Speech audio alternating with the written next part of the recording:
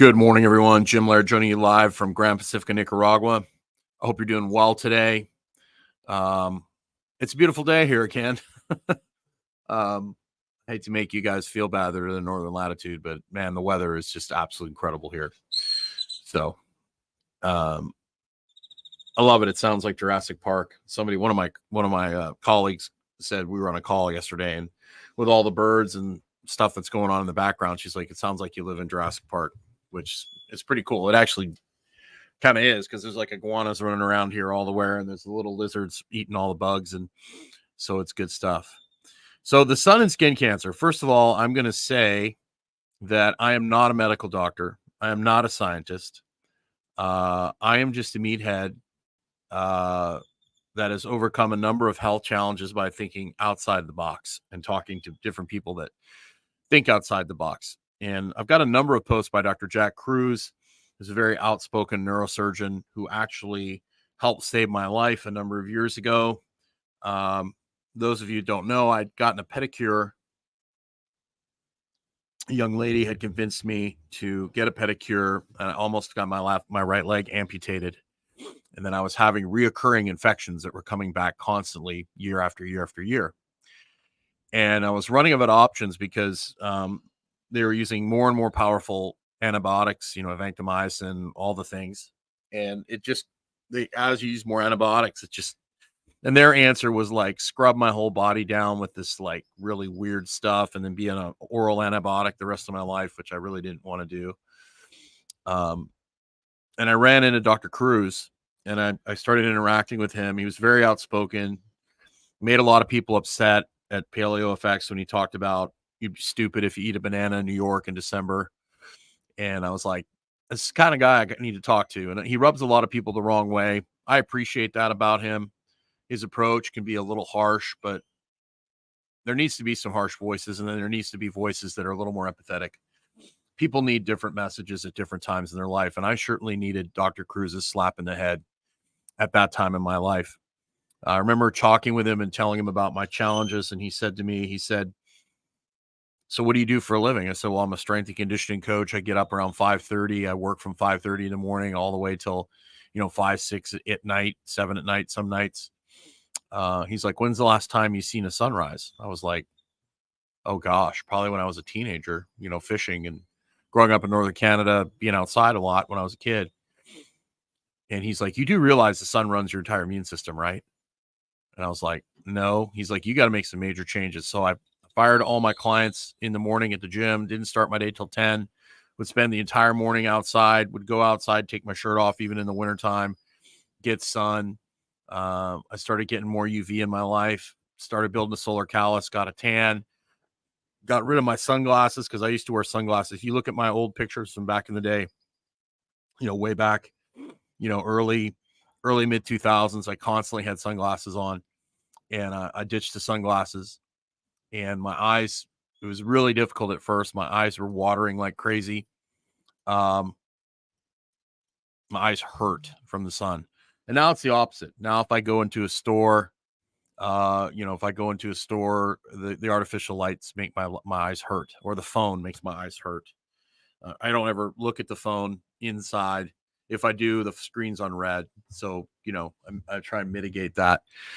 But I say that because I'm not trying to, you should not take me at face value for what I say. I'm trying to just make people think.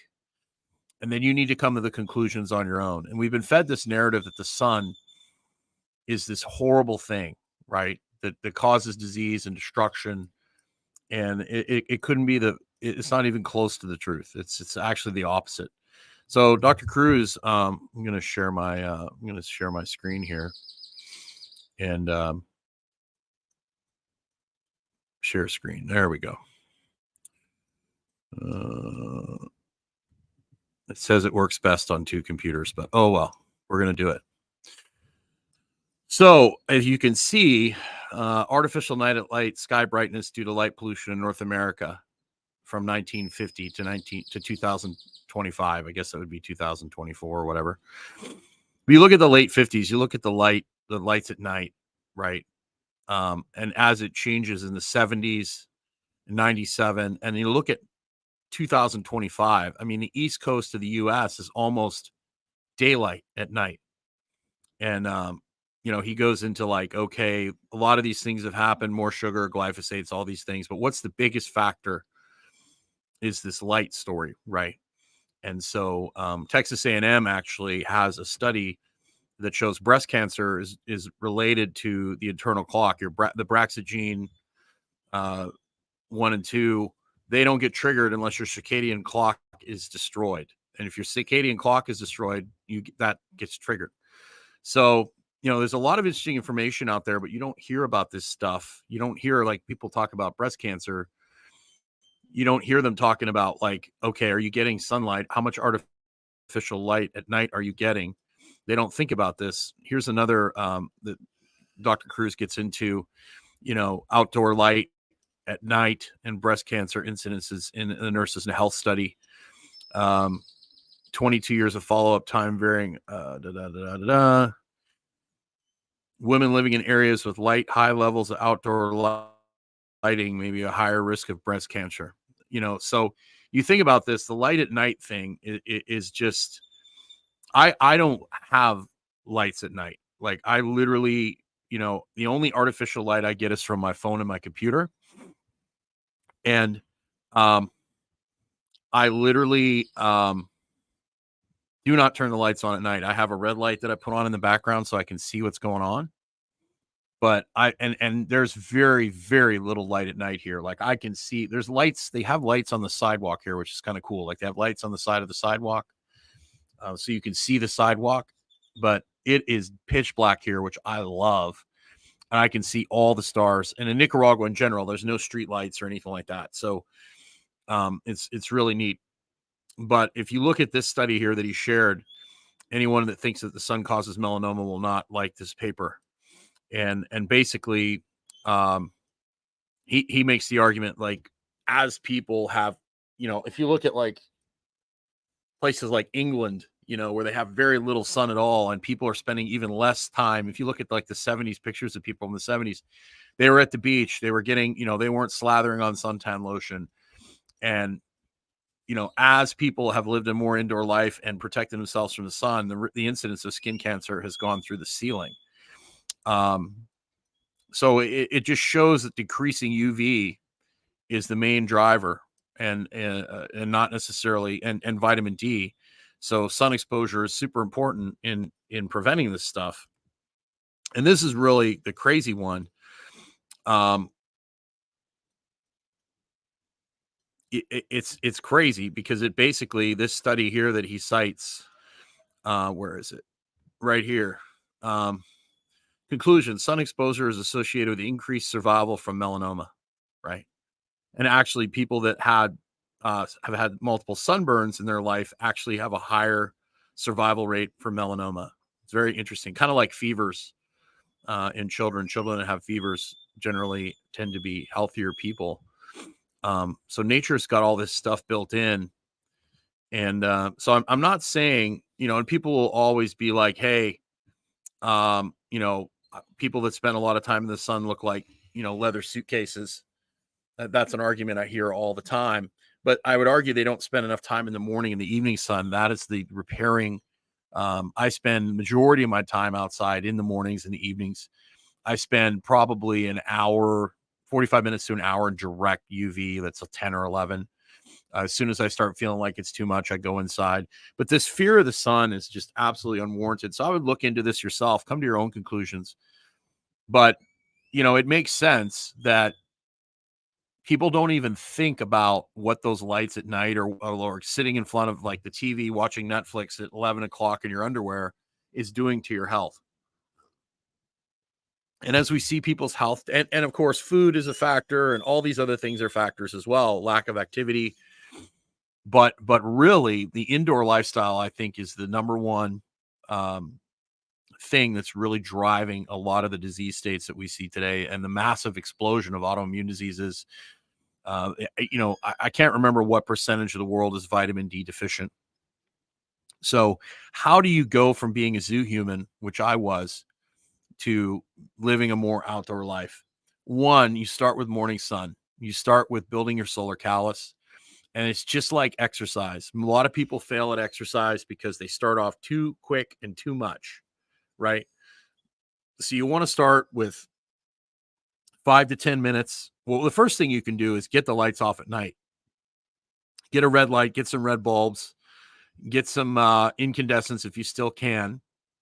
You might be arrested in some states for that, which is absolutely absurd. Because they have red in them. That's better. Get the overhead lights off. If you have to have lights, get them lower, like under the stove vent is a really good light you can put on that's not directly up. Turn the screens red. Try and get off your screens when the sun goes down. If you have to be on a screen, try and be outside like I'm doing right now. That makes a huge difference. It's great for me because I'm on a balcony. I can look all the way out over the Pacific Ocean. I can give my eyes a rest. The light out here is basically washing out the light from the screen, which is like alien. Dr. Kruse calls it an alien sun that our body's not used to. So then you need to start getting out and getting your skin in the game and getting exposure in the mornings and the evenings, especially if you're really sick. Those are the most important times. Those are the healing parts of the spectrum where there's a lot of red. And then, because blue, which is in the LEDs and the screens, blue does not occur in isolation in nature. We've created that to be more efficient. We've taken the heat out of the bulbs. And in nature, blue never occurs by itself. There's always accompanied by other things that offset that blue.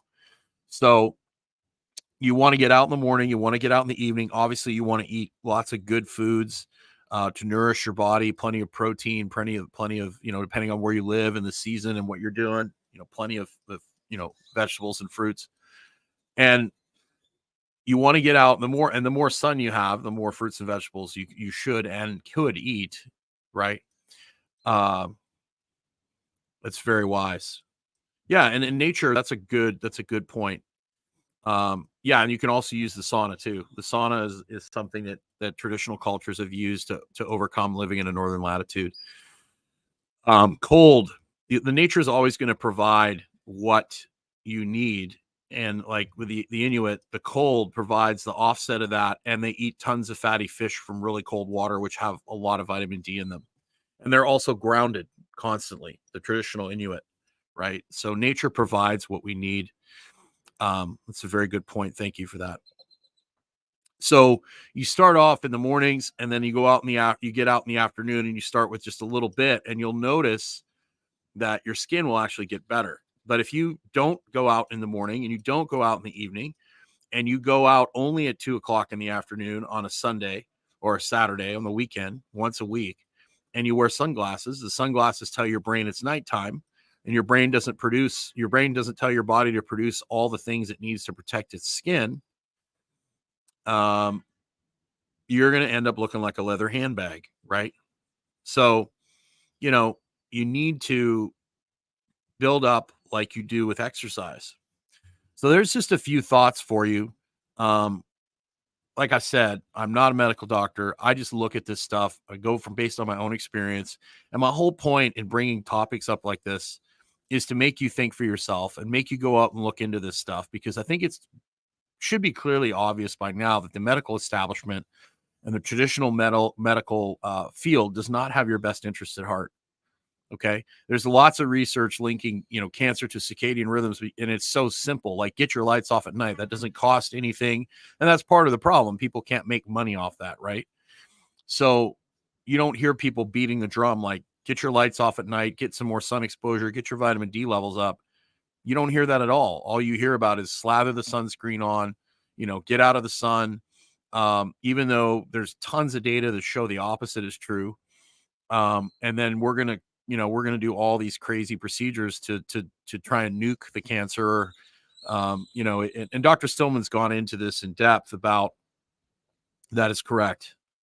Become the CEO of your own health. Absolutely. And that's what the powers that be are trying to take away from you. They're trying to take away your individual autonomy, your access to information, and they want to dictate what you do and how you do it. Right. And that is definitely not what I want. I want to have individual autonomy over myself and my body and to make the choices that I need for myself. Right. So Dr. Stillman has gone over this.